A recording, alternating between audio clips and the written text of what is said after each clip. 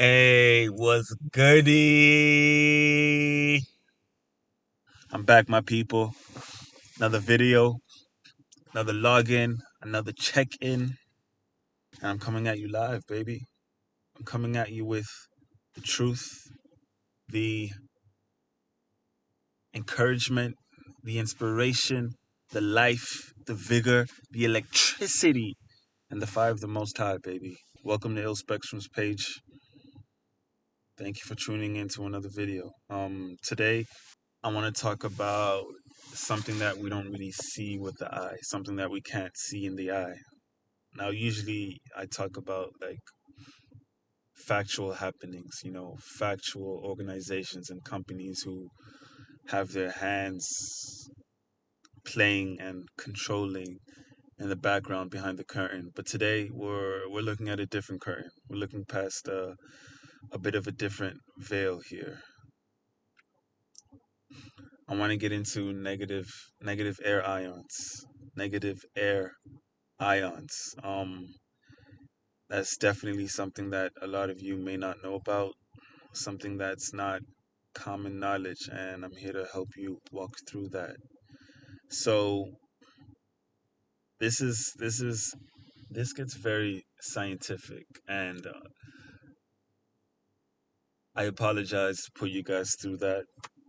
Physics wasn't really my strong suit as well, but there's something very interesting happening here, man, and it is by the grace and by the truth of the Most High that I'm here to deliver this to you guys.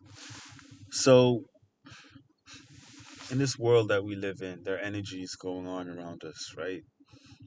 And usually those energies come in different frequencies, different vibrations. But to put it into simpler terms, these energies can be either negative or positive, you know? And in this life, in this simulation, negative energies, they usually take away from us. They usually lower our vibration. They usually put us in a worse off mood, exposing us to depression, to sadness, to bad health, to negative thoughts, insecurity, anxiety, bad sleep, bad dreams, nightmares, and just overall feelings of moodiness, lack of emotional control.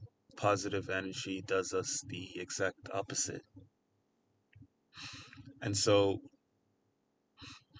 one of the foundations, one of the building blocks to these negative energies, or both negative and positive energies, are air ions, right? Follow me, air ions. And in within these air ions, an ion could be either negatively charged, which means it contains or it gains an electron, or it could be positively charged, which means it loses an electron. And something that I want you guys to note is that in this case, what I'm about to say, negative air ions are positively charged. They gain electrons, while positive air ions are negatively charged, meaning that they lose an electron. So when it comes to this, the idea is it's inverse. It goes in opposite direction. You know, Negative air ions actually emit positive energy, while positive air ions emit negative energy. So follow me. Air ions are electrically charged molecules or atoms in the atmosphere. An air ion is formed when a gaseous molecule or an atom receives sufficiently high energy to eject an electron. Negative air ions are those that gain an electron, while positive air ions lose an electron. The natural and artificial energy sources include radiant or cosmic rays in the atmosphere, sunlight, including ultraviolet, natural and artificial corona discharge, including thunder and lightning. Before I go on, I just want to add a bit of 2 cents here.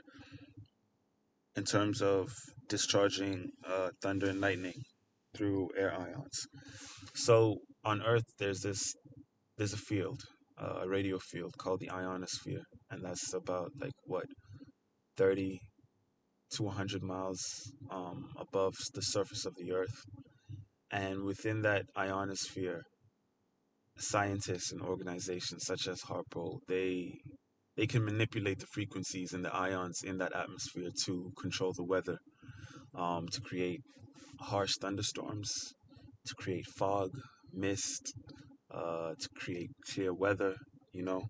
And one of the main things that they use that for is pretty much war, you know, war to induce low visibility, to affect the mood of the opponent's soldiers, um,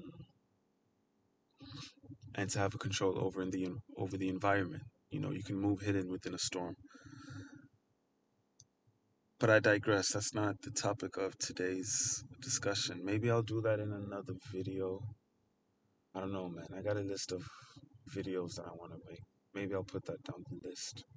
But this ionosphere, it's real, man. It's been a rabbit hole that I've been diving in for the past few months now, and there's just so much, and I'm learning more and more, like just from reading about negative air ions and the energies that they emit. I stumbled upon uh, how fabrics as well also emit positive and negative energies. More specifically, linen and wool emit positive energies, while silk and some variations of cotton emit lower energies, or they cause your body or endocrine systems to leak energies. And that's just a whole black. It's just a rabbit hole, man. And that's gonna be the next video, or one of the next videos. If not the next, then definitely the one after that. That I'm gonna share with you guys, man. There's so much that the Most High is allowing me to perceive and to stumble upon in terms of knowledge, wisdom, and understanding. And I'm just, but at least I hope I'm doing my due diligence and performing my servitude as a soldier and as a servant to the Most High, man. But anyways, where was I? Where was I? Yeah, so natural energy sources of negative air ions include radiant or cosmic rays in the atmosphere, sunlight, including ultraviolet, natural and artificial corona discharge, including thunder and lightning, the shearing forces of water, and this is pretty much talking about the shearing forces of water, pretty much water crashing against itself. And this is energy that you can get at a beach or a waterfall or a lake with or a river with running and flowing water.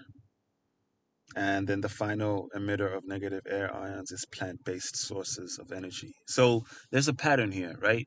And that pattern, for the most part, is nature, you know? In other words, the hand of God, the perfect hand of the Most High, man. And it is His hand, it is nature in where we find peace, you know? Where we find peace, clarity in mind, where we find life, where we find positivity, where we find vibration, where we find electricity, where we find life, you know? And that's just one of the beautiful things about the Most High, man. He did not create this earth for us to suffer. You know, you look around, man, hey, you leave the cities, you leave human civilizations, there's beauty on this earth, man. There's beauty in nature.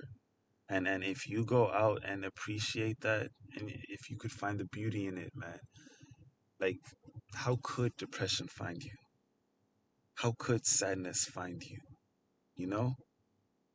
So, what are positive ions?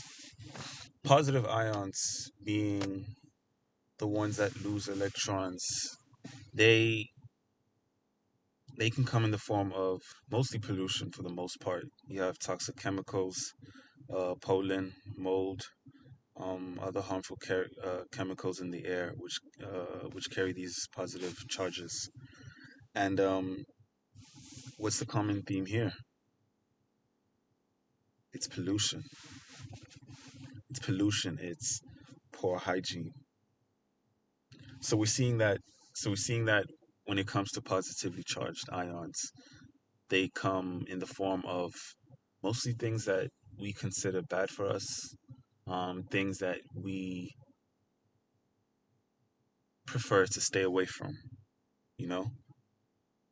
So I hope that's building some sort of sense when it comes to this. Positive ions is everything that is bad for us, while negative air ions comes in the form of things that are natural, and good. All right, so apart from those things, positive air ions also come from the electromagnetic fields which we are constantly exposed to every single day, and that is fields generated from computers, cell phones, electric devices, which can impair brain function and suppress the immune system. And this causes symptoms such as anxiety, breathing difficulty, fatigue, headaches, irritability, lack of energy, poor concentration, nausea, and vertigo. So if you're feeling any of these things, positive ions definitely have somewhat to do with it. They don't have all to do with it, Yeah, anxiety, fatigue, poor concentration, lack of energy, that comes from a lot of things. From a lot of things, mostly your diet. If you have a poor diet, you're gonna suffer from these things. If you're not sleeping enough, you're gonna suffer from these things.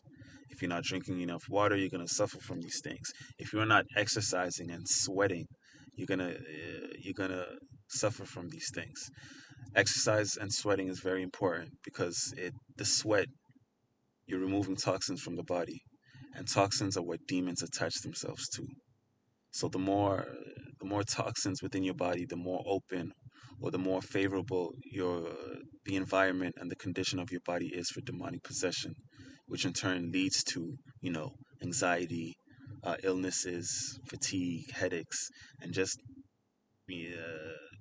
negative self-talk, negative thoughts where you talk down on yourself. And another thing that I wanted to touch on is the rate at which we're exposed to positive air ions, especially from electronic devices. And this is by design, man. You're at work in an office, you're surrounded by nothing but screens. You're at home, you're surrounded by nothing but screens, your laptops, your computers, your TV screens, your gaming stations, your cell phones that we sleep next to, that we place in our pockets for hours at a time. These things are killing us, man. These things are killing our minds, and not even that. Even our cars emit these positive air ions. So this society, by design, is meant to keep us down, meant to keep us in our lower vibrations. With that being said, I want you guys, when you go to sleep, turn the Wi-Fi off, man. Turn the Wi-Fi on your phones off, and probably the main house Wi-Fi too. Now that I think about it, that's a good idea. That's a good idea. I'm going off again. My bad. Yeah, man. So there are like so many sources of positive ions in the air, not just in the air, at home, not just at home in the foods that we eat, in the clothes that we wear as well. There's so many things that these demons attach themselves to in terms of clothes, in terms of foods, in terms of light, in terms of music. Um, yeah, yeah, especially food, man. Stay off the toxic food. Stay off the toxic foods. When your body absorbs processed meats or like toxic fast food products, demons attach themselves to those foods. And so when you consume it and your body assimilates that food and it becomes your muscles, your cells, your blood, your bone, your flesh. And now you're just in a worse off state than before. You gotta watch what you eat, man. You gotta watch what you eat. Uh, and do your best to practice spiritual hygiene. So I like this part right here. What generates positive ions? In nature, positive ions are commonly formed by strong winds, dust, humidity, and pollution. They're at their highest levels just before an electrical storm, which is funny because after an electrical storm, that's when the outside is at the highest level of negative air ions. So it's recommended to go for a walk after a storm, or especially a thunder or electric storm. In general, anything that's toxic or has electromagnetic capabilities will generate harmful positive ions. Office air conditioning systems, fluorescent lights, cell phones, televisions, computers, toxic carpeting, upholstery, paint, air pollution are all potent positive ion generators, with printers and photocopiers being especially bad. Wow, man. Wow. And you wonder why people are so stressed and angry and frustrated in buildings, man.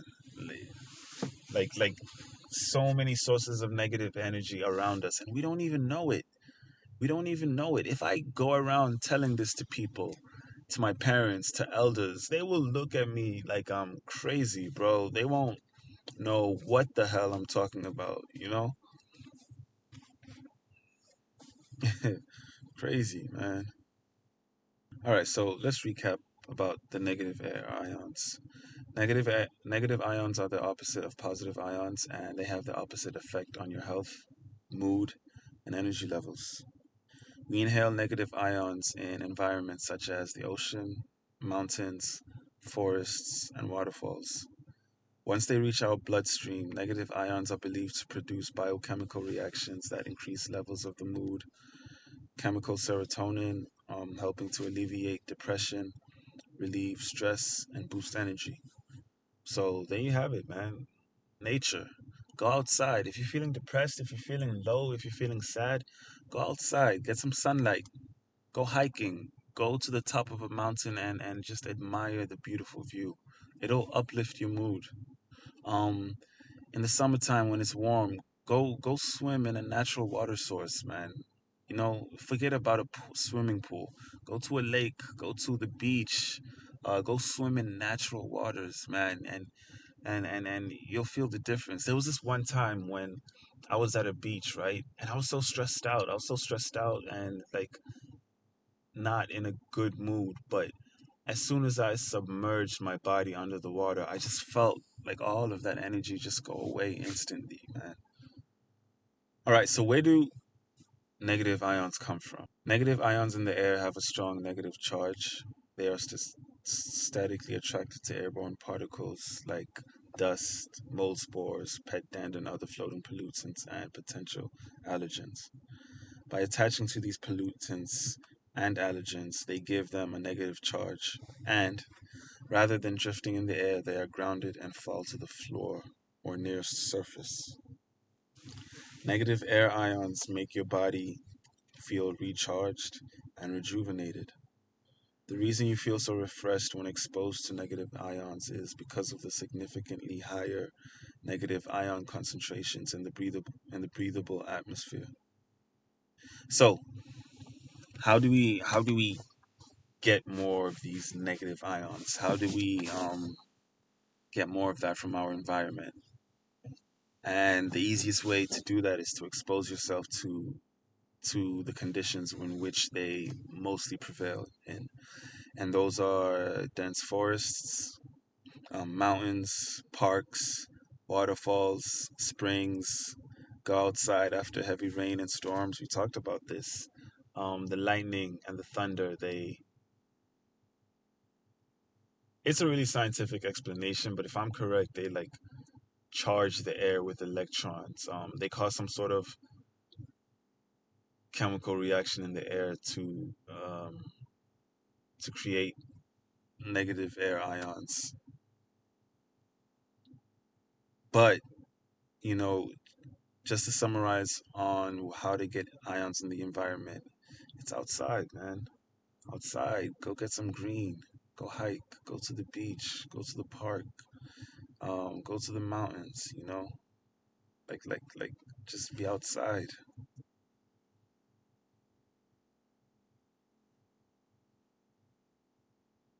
So, just to wrap up or summarize what we've spoken about today, negative ions equals good, while positive ions equals bad. Where do we get negative air ions from? From the outside, from the outdoors, from natural landscapes, nature, so to say. And positive ions, we gain them from polluted environments, dust, pet dander, you know, um, air conditioning units, electric fields created by cell phones, computer screens, television screens, any screens, to be honest. The cars that we sit in, fax machines, photocopying units, we get them from pretty much unnatural, man made environments. Damn, man. The more you think about it, it makes you realize how these offices are death traps, bro. Damn, that's a sad thing. But keep in mind, guys, remember, negative air ions, they strengthen your immune system. They regulate serotonin. They reduce fatigue and improve mental clarity and performance. They improve mood.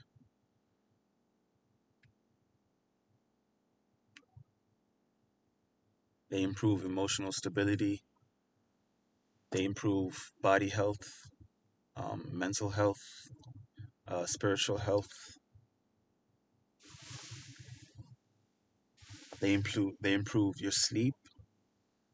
They improve digestion.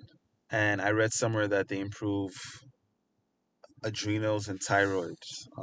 The adrenal and thyroid glands, which are, how can I put this?